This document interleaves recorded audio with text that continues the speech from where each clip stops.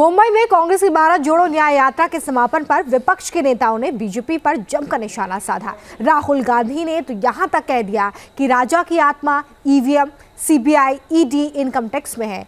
ये तो रही आरोप प्रत्यारोप की बात, लेकिन अब ये सवाल है कि विपक्ष ने मुंबई से क्या संदेश देने की कोशिश की है। ये क्या संदेश है जो जनता तक पहुंचाने का प्रयास विपक्ष की तरफ से हुआ है, इस रिपोर्ट में देखिए।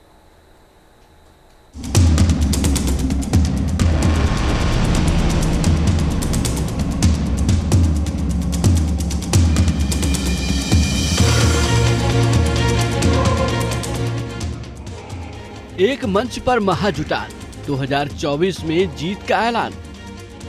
हम शक्ति से लड़ रहे हैं, एक शक्ति से लड़ रहे हैं। कहीं गठबंधन में रार, हुए सीट शेयरिंग से पार।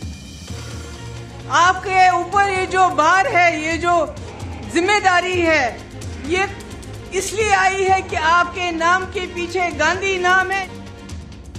विपक्ष का दम दिखा, देश जीतने का मंत्र मिला। सच नहीं, केवल झूठ का प्रोपेगेंडा चलाया जा रहा है। लोकसभा चुनाव की तारीखों के बाद ये चुनावी शंखनाद की सबसे बड़ी तस्वीर है।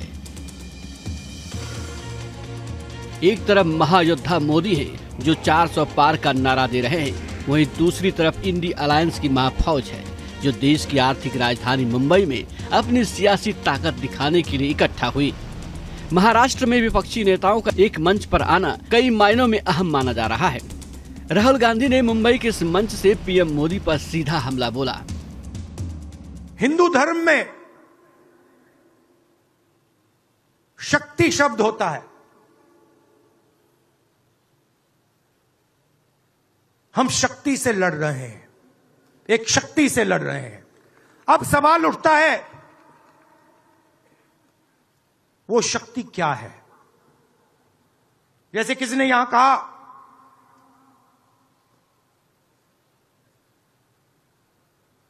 राजा की आत्मा ईवीएम में है।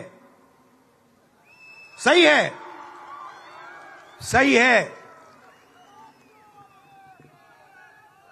राजा की आत्मा ईवीएम में है।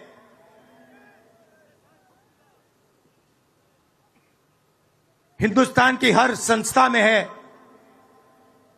ईडी में है, सीबीआई में है, इनकम टैक्स डिपार्टमेंट में है। देश में यूपी के बाद महाराष्ट्र ही सबसे ज्यादा सीटों वाला राज्य है। ऐसे में महाविकास अघाड़ी को ताकत देने और मोदी को शिकस्त देने के लिए इस महाजुटान से मैसेज देने की कोशिश की गई कि उनका कोई विकास कर सकता है और उन्हें कोई न्याय दिला सकता है तो वो इंडिया गठबंधन ही है। महाराष्ट्र में उत्तर से लेकर दक्षिण तक से आकर बसे प्रवासियों की तादाद ज्यादा है। ऐसे में अलग अलग राज्यों से आए नेताओं के जरिए विपक्ष मोदी लहर को रोकने की जुगत में लगा है। आपके ऊपर ये जो भार है, ये जो जिम्मेदारी है, ये इसलिए आई है कि आपके नाम के पीछे गांधी नाम है, जिससे बीजेपी के लोग बहुत डरते हैं और आगे भी डरेंगे।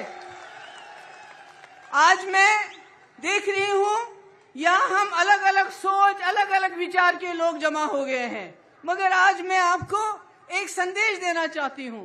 इलेक्शन आने वाले हैं।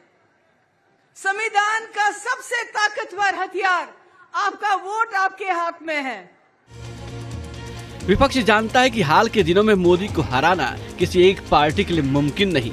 यही वजह है कि विपक्ष 24 के रण में मोदी को मात देने के प्लान पर काम कर रहा है। साथ ही सरकार के खिलाफ लगातार हमलावर भी है। आज एक तरफ जहां नफरत फैलाया जा रहा है, जहां टकरार की बात की जा रही है, जहां प्रोपेगेंडा किया जा रहा है, जहां देश के संवैधानिक संस्थानों को हाईजैक किया जा रहा है, अस्थायी सरकारों को, चुनी हुई सरकारों को, लोकतंत्र में मतदान जो आप लोगों ने किया, वैसी सरकारों को खरीदा जा रहा है। ईडी, सीबीआई के जरिए डरा करके तोड़ा जा रहा है, गिराया जा रहा है। पीएम मोदी पर निशाना साधा गया तो बीजेपी ने भी पलटवार करने में देर नहीं लगाई। ये जो इंडी गठबंधन है, ये स्वार्थों के आधार पे गठबंधन है, परिवारवाद का गठबंधन है और सबके ऊपर लगे आरोपों का गठबंधन है। देश की जनता ने नरेंद्र मोदी को प्रधानमंत्री के रूप में स्वीकार लिया क्योंकि नरेंद्र मोदी देश के लिए हैं और देश नरेंद्र मोदी के लिए, इसलिए फोटो सेशन होगा, इससे ज्यादा कुछ नहीं।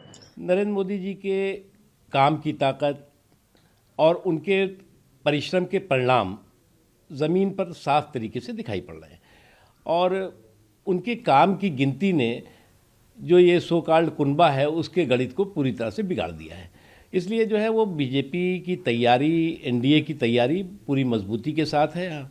हमारे पास नीतियां भी हैं, हमारे पास जो है वो इन 10 सालों के काम का लेखा जोखा है और बहुत ही सार्थक लेखा जोखा है, बहुत ही शानदार लेखा जोखा है और उसके साथ ही साथ जो है वो हमारा नेतृत्व है।